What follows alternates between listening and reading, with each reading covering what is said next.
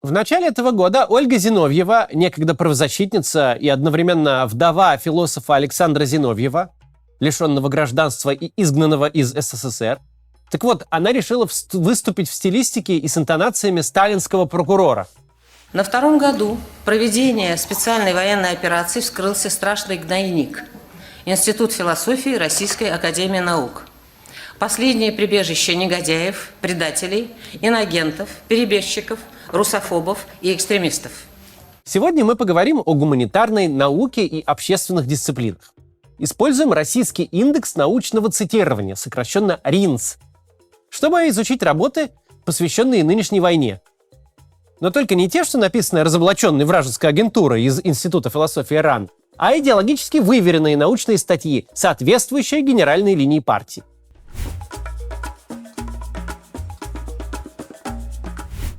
Вы наверняка помните строчку из песни Цоя «Звезда по имени Солнце». «Война – дело молодых, лекарство против морщин». Кажется, Цой даже не догадывался, что еще может вылечить война. Например, доктор исторических наук, профессор Петербургского университета путей сообщения Владимир Фортунатов подготовил работу с заголовком «СВО как выход из методологического тупика в гуманитарных науках». Правда, вместо того, чтобы показать читателю выход из тупика, автор, наоборот, загоняет читателя в целый лабиринт с англосаксами, монголо-татарами почему-то, марксизмом-ленинизмом, народными республиками Донбасса и жалобами на свою низкую профессорскую зарплату. А вот ученые-исследователи из Москвы написали статью «СВО как инструмент повышения уровня антикоррупционного потенциала». Давайте ее посмотрим. Прежде чем перейти к сути вопроса, авторы статьи, оба доктора юридических наук, много, долго и со вкусом хвалят Путина, доходя до анекдотических выражений. Вот, например, цитирую. По отношению к тем представителям гражданского общества, которые стремились избавить страну от коррупции, Путин проявлял высокую терпимость. Уникальным примером может служить вопрос, который задавала журналистка из Владивостока Соловьенко. В ответ на обращение президента РФ по имени она сама назвала его Вовой. Столь дерзкое поведение и очень острые вопросы, которые задавала Соловьенко, не повлекли в отношении нее никаких негативных мер. Тут напрашивается панчлайн из бородатого советского анекдота. А мог бы и бритвой полоснуть? Но дальше ни с того ни с сего начинается какая-то крамола. Профессора пишут, что у СВО было много причин, но один из факторов — это безуспешные попытки Путина поднять антикоррупционный потенциал России до высокого уровня. Как именно проигрыш Путина в борьбе с коррупцией привел к войне с Украиной, авторы умалчивают. Зато в следующем же абзацем начинают над ним издеваться. В 2013 году журналистка из Владивостока задала президенту России вопрос о состоянии наших вооруженных сил, пишут. Она сделала довольно острое заявление о том, что у нас всю армию разворовали. И с удивлением спросила, а вы разве не знаете об этом? Не подозревая, насколько он близок к истине, пишут авторы. Не я говорю, авторы пишут в статье в этой. Президент России ответил, не знаю. Узнал, опять дальше цитирую, узнал, значит, он об этом через много лет, когда на Украине начались боевые действия. А что же насчет антикоррупционных возможностей СВО? Тут логика у авторов такая. Война выявила запредельный уровень казнократства. И если Путин с этим чего-нибудь не сделает, то уже российский народ сделает что-нибудь с Путиным. Вот так вот. Цитирую. Начав специальную военную операцию февраля 2022 года, Путин сжег свои корабли. Обратной дороги нет. Короче, такая вот интересная статья. Справедливости ради, если на сайте РИНЦ вбить словосочетание «специальная военная операция», то сайт выдаст сотни самых разных публикаций. Там много работ на тему правоприменения, куча исследований на тему тревожности и стресса у российских граждан. Есть всевозможные медицинские и технические статьи, например, про деградацию почв вследствие военных действий. Но основной корпус научных работ составляют исследования совсем иного толка. Вот очень характерную статью предлагает научный сборник Барнаульского юридического института МВД. Ее название «Причины современных чрезвычайных ситуаций и потребность в проведении специальной военной операции». В статье говорится о так называемых чрезвычайных социальных ситуациях, которые хотят спровоцировать в России американцы, а еще о цветных революциях, управляемом хаосе и американском фашизме. Противостоять этому всему, конечно, полагается российской полиции. Нам с вами лучше бы полицейским в этом нелегком деле не мешать. У них и так служба опасна и трудна. Так еще и мы тут не даем нормально работать. Жалуются вот стражи порядка. Либеральная прослойка российского общества, пользуясь так называемой свободой слова, дискредитирует все основы нашего общества, от его истории до традиционных нравственных основ. Продолжая тему полиции, Академия управления МВД России выпустила научный сборник «Российское государство и вызовы 21 века. Права и обязанности личности в поисках гражданского согласия». Так вот называется. Там есть статья с многообещающим названием «Значение Конституции РФ для патриотического воспитания подрастающего поколения в период проведения СВО». Автор Анатолий Прудников, профессор Московского университета МВД. В аннотации доктор наук пишет: в данной статье раскрывается значение Конституции для патриотического воспитания подрастающего поколения на современном этапе. И после этой аннотации он больше не упоминает Конституцию вообще, ни разу. Видимо, Конституция России патриотическому воспитанию только мешает. Анатолий Семенович зато с восторгом пишет про указ Путина об утверждении основ государственной политики по сохранению и укреплению традиционных российских духовно-нравственных ценностей. Затем, правда, Прудников пишет, что в нем, цитирую, «сосредоточены угрозы нашим традиционным ценностям». По тексту статьи получается, что в указе Путина эти угрозы сосредоточены. Понятное дело, это просто описка, но описка забавная. Дальше там про традиционализм, приумножение исторической памяти, интересно, как это, про музей при Московском университете МВД России, а под конец даже затесалось словосочетание «гуманистический аспект». Но значение Конституции для патриотического воспитания так и не раскрыто. В продолжение темы. Доктора педагогических наук Аронов и Казакова подготовили совместную работу на 7 страницах «Воспитание патриотов в России в контексте СВО». Откроем работу. Страница 1. Украина, марионетка США, государственный переворот 2014 года, актер-комик случайно стал украинским президентом, ну и вот еще подобное. Это все очень интересно, но хочется почитать про воспитание патриотов в контексте спецоперации. Где же? Смотрим страницу 2. Украинские каратели превзошли гитлеровцев, режут животы женщинам, обстреливают школы, детские сады, больницы, храмы и электростанции. Про воспитание российских патриотов по-прежнему ни слова. Страница 3 из 7. В 1965 году авторы статьи съездили во Львов. А там, значится, никто не знал разведчика Николая Кузнецова, которого убили украинские националисты. Страница 4. США проиграли войны во Вьетнаме и Афганистане, да и во Второй мировой почти потерпели поражение. Страница 5. Авторы негодуют. Как можно обвинить Владимира Путина в том, что Иосиф Сталин расстрелял великого летчика и дважды героя Якова Смушкевича? Путин в этом не виноват, настаивают авторы. Также они пишут, что никто вовсе не расстреливал советского космонавта Феоктистова за то, что тот не вступил в КФСС. А кто говорит, что беспартийного космонавта расстреляли, те работают по заданию западных кураторов. Это вообще что такое? Космонавт Феоктистов долго и счастливо жил, умер в 2009-м. Откуда они это взяли вообще про расстрел? Так вот, тут забавно. На Яндекс.Дзене есть публикация о том, как в годы Великой Отечественной войны в молодого еще Феоктистова выстрелил немецкий офицер. А авторы научной статьи, видимо, дальше заголовка ту публикацию на Дзене не прочитали, поэтому страшно возмутились и сразу увидели здесь след западных вредителей. И только на последних 1,5 страницах доктора педагогических наук наконец-то констатируют: в свете всего вышеперечисленного очень важно растить в России настоящих патриотов. Причем конкретных предложений, как все-таки растить патриотов, там на пару абзацев. Возродить, значит, начальную военную подготовку, организовать в школах музеи спецоперации, проводить для школьников экскурсии по местам боевой и трудовой славы. Это, надо сказать, очень новаторское предложение.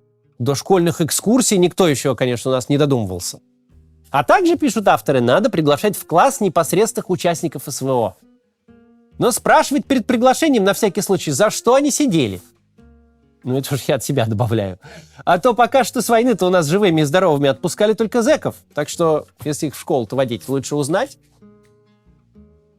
Вообще, воспитывать патриотов задача непростая. В статье нижегородских ученых, доцента Екатерины Рудаковой и профессора Сергея Устинкина, можно познакомиться с препятствиями на пути патриотического воспитания.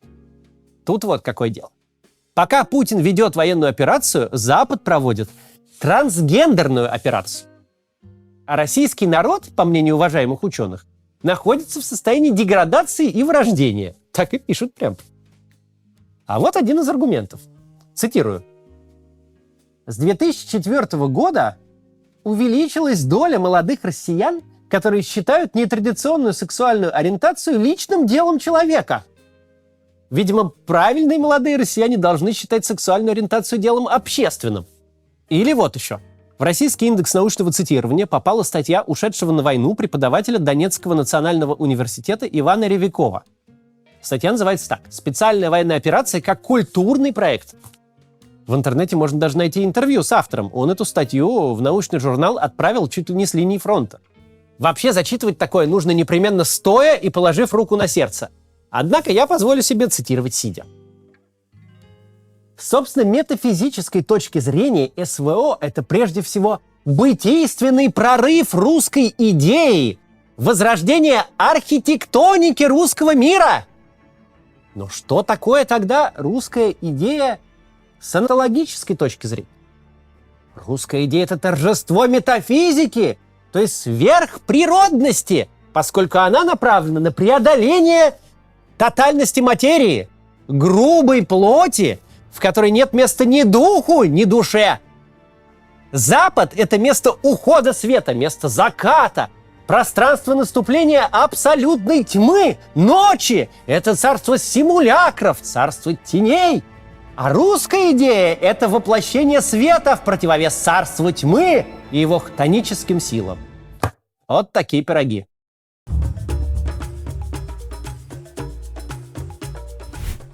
Старейший и основной военно-теоретический журнал в России называется «Военная мысль». Он даже выходит под грифом для генералов, адмиралов и офицеров вооруженных сил России. И вот там на вторую годовщину войны промелькнула действительно интересная мысль. Цитирую полковника Костенко и генерала в отставке Вахрушева. Начало специальной военной операции на Украине вызвало на Западе своеобразную эйфорию. Во-первых, им все-таки удалось втянуть Россию в военные действия. Во-вторых, это позволило ввести против России беспрецедентные по количеству и мощности санкции. А в-третьих, военная операция России разбудила надежды на разрушение России изнутри и восстановление беспредельной гегемонии США во всем мире. Наша редакция при подготовке этого ролика прочитала просто 100-500 совершенно однотипных статей о том, что СВО вызвало эйфорию у россиян, что спецоперация уничтожила планы Запада по развалу России и подорвала американскую гегемонию. А вот у полковника Костенко и генерала в отставке Вахрушева мнение противоположное. Интересно, кто же это сделал? Кто начал так выгодную Западу специальную военную операцию? Полковник и генерал об этом умалчивают. Но наука на то ведь и наука, она без полемики и диспутов невозможна. К примеру, во многих статьях говорится: Путин потому великий геостратег, что исправляет ошибки большевиков, разминирует все мины, которые заложил под Россию Владимир Ленин. Но не меньше публикации обосновывают величие Путина тем, что он возвращает нашу страну в лоно марксизма-ленинизма. А трое исследователей из Ростова-на-Дону вообще выходят из этой плоскости. По их мнению, путь к СВО начался еще в 1900 году. Но настолько оригинальных исследований все-таки в РИНС немного. 70% так и вовсе написаны по одному шаблону. Сначала цитата из Путина, затем пересказ речей Путина своими словами, дальше несколько страниц нытья о том, что всемогущие американцы и Советский Союз развалили, и победу в Великой Отечественной у нас отняли, и молодежь российскую совратили, и нетрадиционные ценности насадили, и страшную коррупцию в России развели. Прям даже хочется, чтобы Ольга Зиновьева обратила внимание на этих авторов. Уж не по заданию ли Госдепа они распространяют материалы о всесильной Америке? Дорогой Владимир Владимирович, повлияйте, пожалуйста, на принятие срочных мер по прекращению сатанинской вакханалии вражеских агентов, которые захватили идеологическую сферу в нашей стране и мешают российскому народу осознать всю опасность, исходящую от коллективного Запада. Возвращенные на западных подачках, раскормленные соросовцы, рейдерски захватившие идеологическое пространство российской философии, теперь по западным лекалам определяют духовные ориентиры России. Но если серьезно, хочется всем этим товарищам ученым, доцентам с кандидатами кое-что напомнить. Нынешний режим вовсе не советская власть, при которой можно было в своей статье ссылаться на Маркса и Ленина, будь у руля что Хрущев, что Брежнев, что Горбачев. Нынешний режим гораздо менее долговечный. Его срок определяется сроком нахождения у власти одного конкретного человека. Человека уже не молодого, 8-й десяток ему. Так что скоро замучаетесь вы все эти свои статьи из научных сборников отзывать. Да и как это звать статью, если она напечатана на бумаге и разошлась по центральным библиотекам? Выгода от всех этих публикаций может на год, в лучшем случае на несколько лет. Да и то не факт. Позора же до скончания веков. Ухахатываться от ваших научных шедевров будут не только ваши студенты, но и их праправнуки.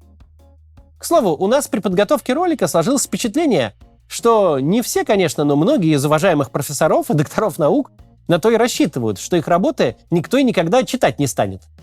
Мы тут для интересности видео постарались собрать какие-то оригинальные перлы, но в массе своей публикации в РИНС такие, что там и высмеивать особо нечего.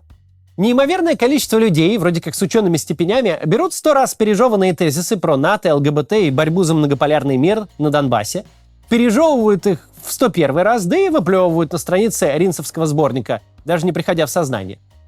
Одновременно демонстрируя лояльность и набивая формальные показатели по количеству публикаций. Собственно, к этому и подталкивает граждан нынешняя авторитарно-бюрократическая система. В любой сфере деятельности, не только в науке.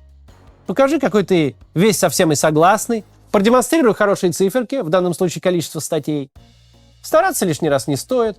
Что монография с оригинальными идеями, плюс 1 публикация, что статья в мусорном сборнике, тоже плюс 1 публикация. А за оригинальные идеи могут еще и спросить. Есть знаменитая цитата, ее приписывают Борису Грызлову: «Парламент не место для дискуссии». Сейчас те давние времена, когда была произнесена эта фраза, кажутся радужными и невинными, потому что в теперешней путинской России образца 24 года уже ничто не место для дискуссий. Везде выжженное пространство с имитацией полезной деятельности. И гуманитарные дисциплины, которые не могут существовать без свободы мнений, и они настолько уже выхолащиваются, что даже ту статью про посещение Львова в 1965 году можно похвалить. Ну, хоть здесь оригинальничали, хоть что-то авторское там чувствуется. А так, конечно, грустно все это. До завтра.